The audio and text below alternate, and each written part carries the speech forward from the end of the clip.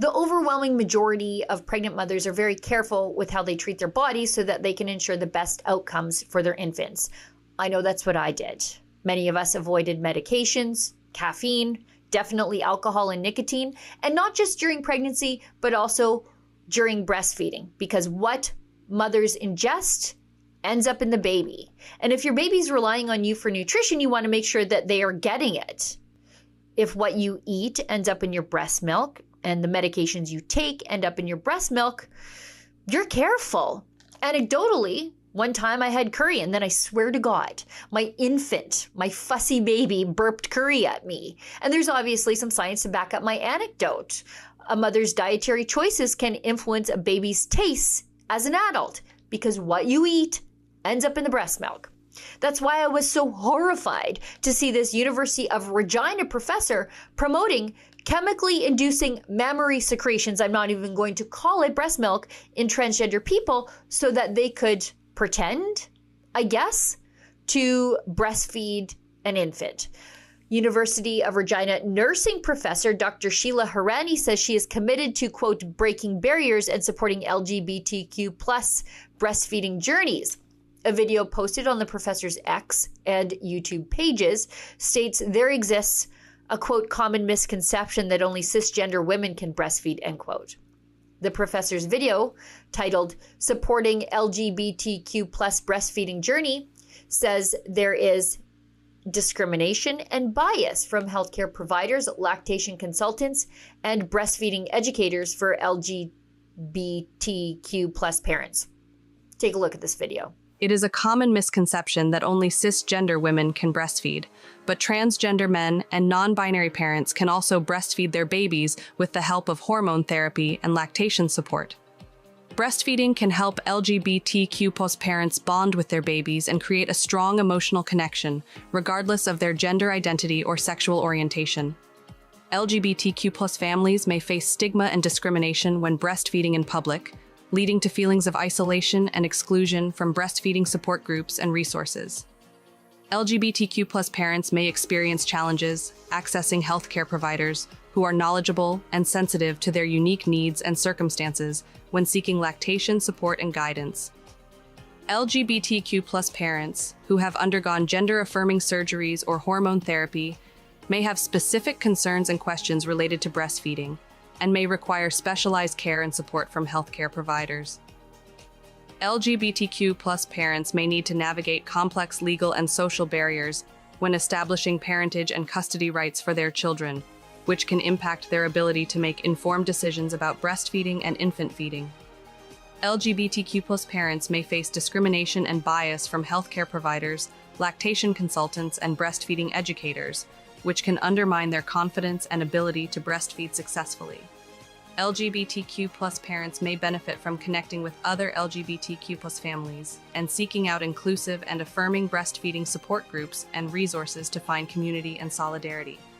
LGBTQ+ parents may choose to use chest feeding or other gender-affirming language to describe their breastfeeding experience, honoring their unique identities and experiences as parents. LGBTQ+ parents who experience challenges or concerns with breastfeeding should seek out knowledgeable and affirming healthcare providers, lactation consultants, and support groups to access the resources and support they need to breastfeed successfully. A University of Regina webpage says Professor Harani is an international board-certified lactation consultant. So I drilled down on some of the resources this expert links to in her video. She linked to resources from La Leche League, which has been completely colonized by activists. This nonsense of supporting, quote, transgender parents, not mothers, has been going on at La Leche League since about 2012. La Leche League used to be an organization which supported and normalized breastfeeding. But now they're making it anything but normal and quite possibly dangerous. They even call it chest feeding. Look at this. Trans men, trans women, and non-binary individuals may choose to breastfeed or chest feed their babies. You do not need to have given birth to breastfeed or chest feed, as we can also see in the experiences of those nursing adopted babies. Retired Canadian LLL, that's La Lèche League, leader and transgender dad Trevor McDonald writes that it is equally important to note that some trans people experience severe gender dysphoria when breast or chest feeding, and that they may decide not to nurse their babies for mental health reasons. Trans parents choosing to breast or chest feed and those choosing to suppress lactation and bottle feed may require the support of breastfeeding counselors or lactation professionals. It is also the case that some parents with gender dysphoria choose to pump and bottle feed their milk to their baby. Whether you are pregnant, nursing your baby, pumping your milk, using donor milk, mixed feeding, or considering your options, La Lèche League is here for you. Please note that some of the links in this post will take you to articles or websites where you may notice gendered language. Anyway, now you know what the state of motherhood is at this organization and other organizations like it that are supposed to be helping mothers. Let's get into the advice from Dr. Hirani. One of the medical protocols she linked to used to induce mammary secretions in people who have exposed themselves to cross-sex hormones is the use of spironolactone. It's made by our friends at Pfizer. Pfizer, as we know, over the last 4 years has not been all that great at admitting the side effects of some of their medications. Still, they are very clear in this instance that long-term exposure or extended exposure of spironolactone to an infant is not something that anybody should be doing. So I sent an email to the good professor and I told her exactly the story that I was working on. I wrote, the resources you link to in your YouTube video suggest using spironolactone to stimulate breast milk. What, if any, long-term studies are you relying on to prove the safety of spironolactone for the neonate? That's the newborn baby.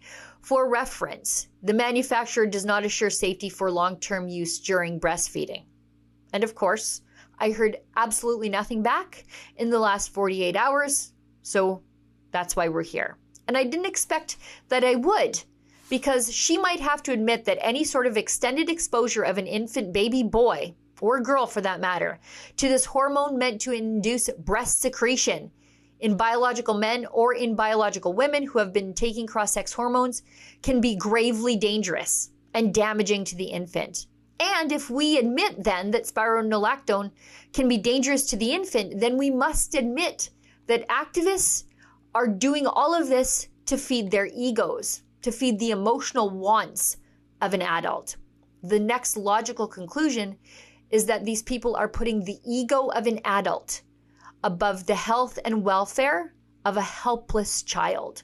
This means that the vulnerable child is being used in some instances as a fetish prop in an adult fantasy, instead of being treated as a living creature created in the image of the divine and worthy of proper care, respect, and love. Live your life. I don't care. I might even pray for you, but leave the little ones alone. For Rebel News, I'm Sheila Gunn-Reid. I don't care how an adult wants to live their life, but I want them to leave the little children alone. And yet, radical sex activists are working as children to indoctrinate your children in the classroom. To sign our petition against this, please go to stopclassroomgrooming.com.